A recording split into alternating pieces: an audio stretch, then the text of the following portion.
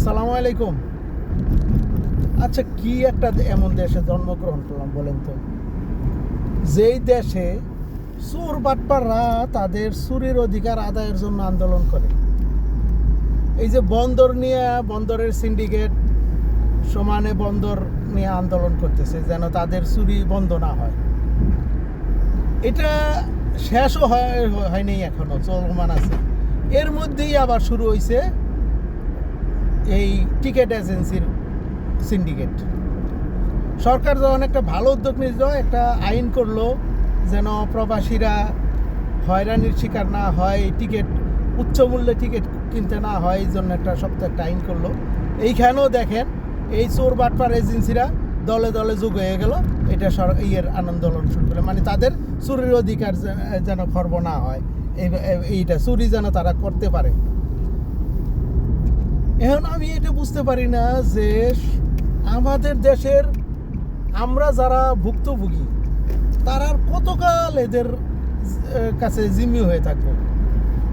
কোটি কোটি প্রবাসী আমরা বিদেশে থাকি। আমরা বিদেশ থেকে আমরা বিদেশ থেকে যখন দেশে যাই তখন টিকিটের ভাড়া পড়ে, মানে মনে করেন আমি যেখান থেকে যাই সেটা হলো কাতারের দোহা থেকে আমি যখন দেশে যাই, যাওয়া আসার টিকিট আমি যখন দোহা থেকে কাটি তখন আমার সর্বসাকল্যে 70 থেকে মনে করেন 80,000 টাকার মতো লাগে। ঠিক একই টিকিট যখন আমি শুধু বাংলাদেশ থেকে কাতার আসবো বা বাংলাদেশ থেকে এই টিকিটটা কাটবো বাংলাদেশ থেকে কাতার আসার জন্য, তখন এক ট্রিপ এটা 80,000 থেকে 1 লক্ষ টাকার উপরে পড়ে। এমনকি রাউন্ড ট্রিপ হলো এটা এরকমই দ্বিগুণ তিনগুণ হয়ে যায়, 1.5 লক্ষ টাকার মতো পড়ে যায়।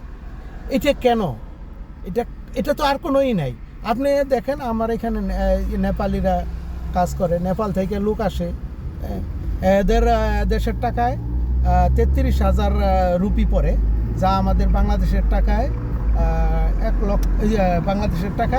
29,000 টাকার মতো।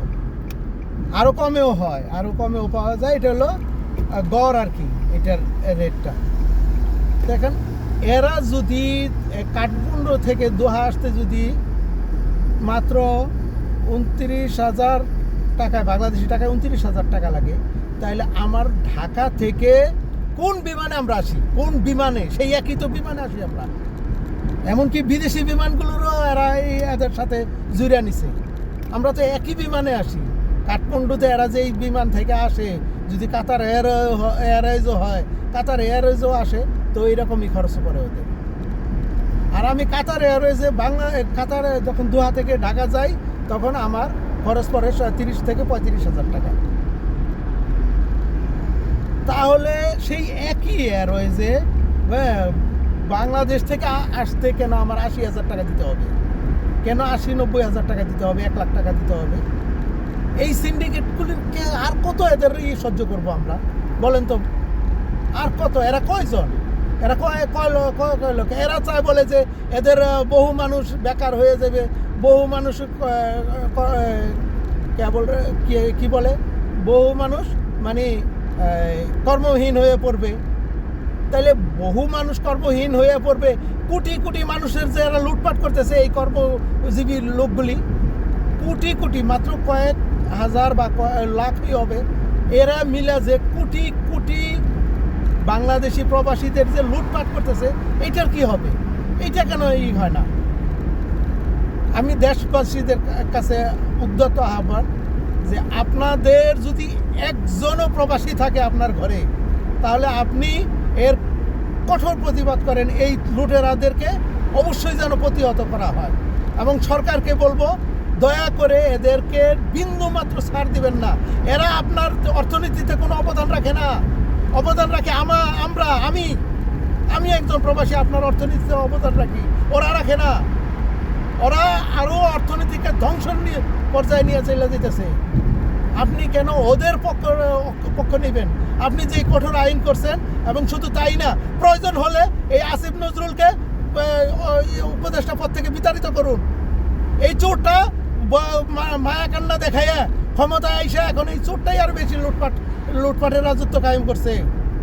আপনারা আমি স্যারকে বলবো, ডক্টর মোহাম্মদ ইউনূস স্যারকে বলবো, আপনি নিতান্তই একজন ভদ্রলোক এবং দেশপ্রেমিক। আপনি জানেন, আপনি সবসময় স্বীকার করেন যে এই প্রবাসীর আমরা এই অর্থনীতিতে অর্থনৈতিক উন্নয়নে বহুত অবদান রাখতেছি।